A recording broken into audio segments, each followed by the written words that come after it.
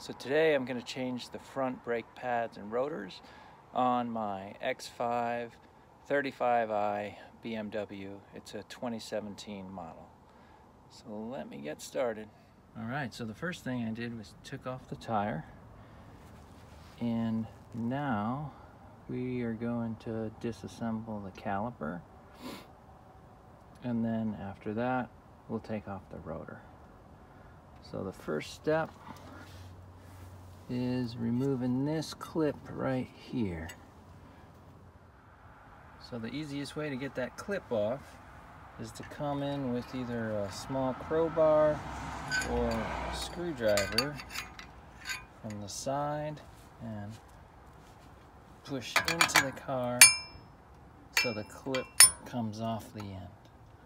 And you just got to work at it, it'll come off. Okay, so the best way to get that clip off is to come in from the side, and there's a little hook here that's grabbing on the caliper, so you gotta get that hook out, and there's one on the bottom, one on the top. Once you do that, it'll pull away. So on the passenger side here, there is a little rubber grommet which holds on your wear sensor, so you have to undo that before you start loosening up the caliper too. So we did that. Let's start working the caliper. So to loosen up the caliper, you've got to loosen up the caliper bolts. So there's these little dust covers here that you can get a screwdriver in and then pop off. And then behind this is where your bolt's going to be.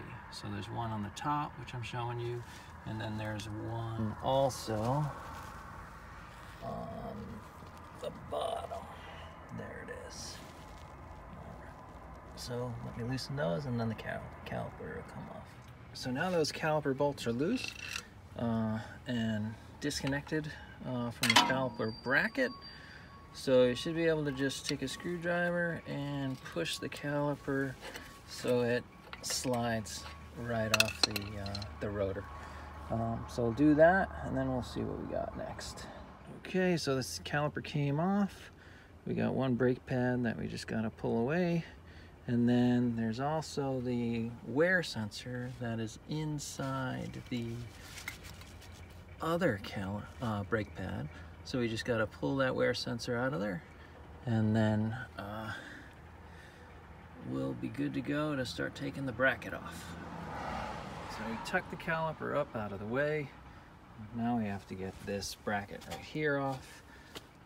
So there are two bolts on the opposite side. One is right here, and the other is right down here at the bottom. So we disconnect those two. That'll loosen this up. That bracket will come off. And then we just have to take this little torque screw out, which is holding the rotor in place. So we'll start working on that. Just a quick note on those caliper brake bracket bolts. Those are Torx head bolts.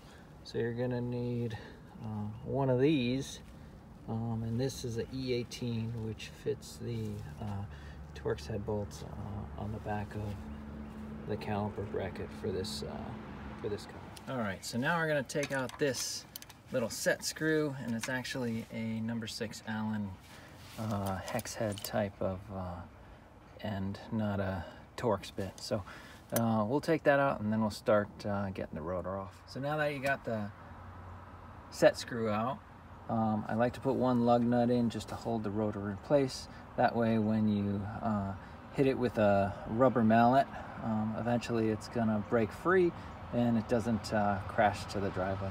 So it only took 3 good whacks to get the rotor loose, and now I can take this screw off and start putting the new rotor on. So I got the brake rotor and pads from FCP Euro.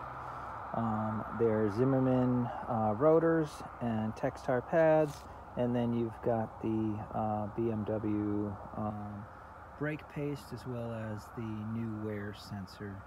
So First, we're going to put on the wear sensor since everything's out of the way. So I'll take the old one off and put the new one on. So here's the wear sensor, the old one that we disconnected. It just connects and is held down here, and then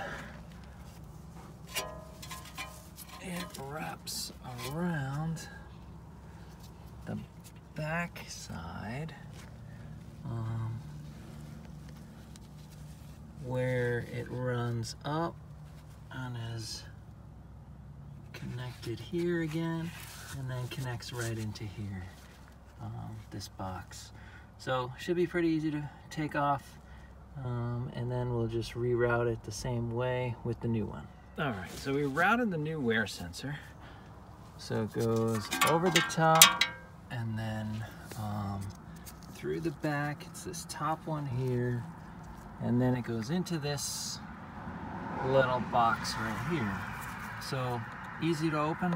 Just pop the two little tabs on the side, and then you'll see the two connectors right there. Your wear sensor is here, so simple plug and play here. Just disconnect these two, and then plug in your new one when you got it in place.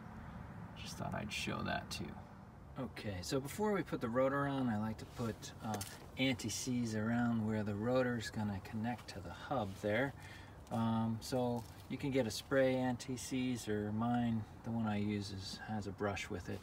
So you just want to do that to make it a little easier on yourself the next time you got to knock that rotor off a couple years down the road and do this again. Okay, so we got the new rotor on. I'm just going to hit it with some brake cleaner quick on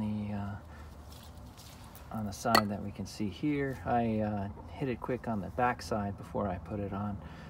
That'll just avoid any potential for any debris to be stuck in there and cause some squeaking later. So now that the rotor's all cleaned up, we're gonna work backwards from what we did before. We'll put the brake caliper bracket in place, bolt that on, and then we'll get the caliper assembled with the new brake pads. All right, so we got the caliper bracket bolted back on, and the next thing we have to do is push this piston in. So I actually have a kit for myself to do that.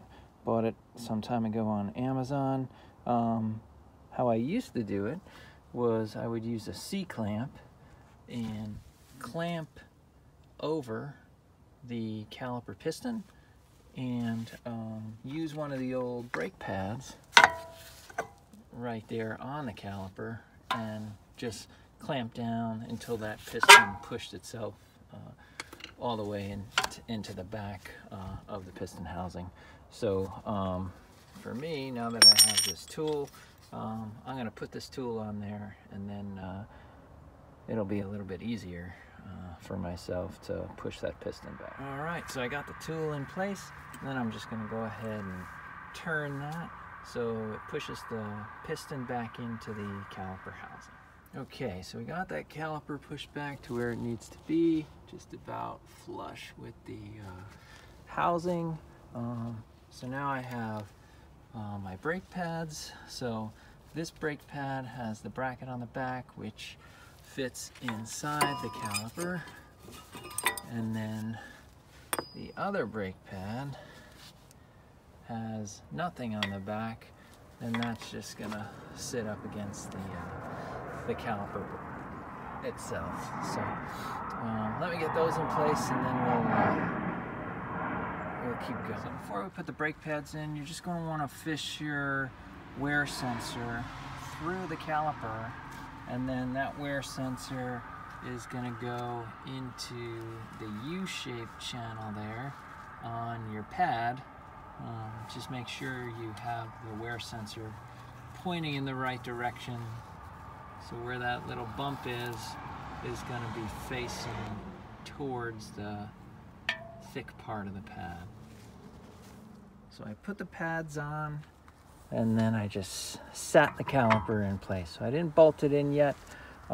Something that you have to do before you bolt it on is to use some of this brake pad paste, this BMW brake pad paste, which just goes right where the caliper connects up to the bracket. So it's supposed to reduce any kind of chatter noise, if there would be any, and any kind of corrosion that could happen between the two parts. So we'll get that on, and then we'll get our wear sensor back down. So the wear sensor is gonna be put over this. This will be put right back out any dirt. All right, so let me put the brake pad paste on, and then we can bolt the caliper in place. Okay, so the caliper is bolted in. It's still a little loose, but once you hit the brakes the first time, it's going to squeeze that piston and squeeze the brake pads together onto the rotor, so you won't have that play anymore. And now we'll put these little dust covers back over the caliper bolts. Alright, so once the caliper gets put on, we got to put this bracket back on as well. So this bracket has these little hooks that are going to go into this hole, and then these extension things are going to go on either side. These little spring clip things are going to go on either side of the caliper. So I got to get that on before we put on the tire. Okay, so we're done with this side now. We'll just get the tire back on, and we'll do the same thing on the other side. Should be exactly the same, except there is no wear sensor on the passenger side. So if there's anything different, I'll be sure to include something in here as well.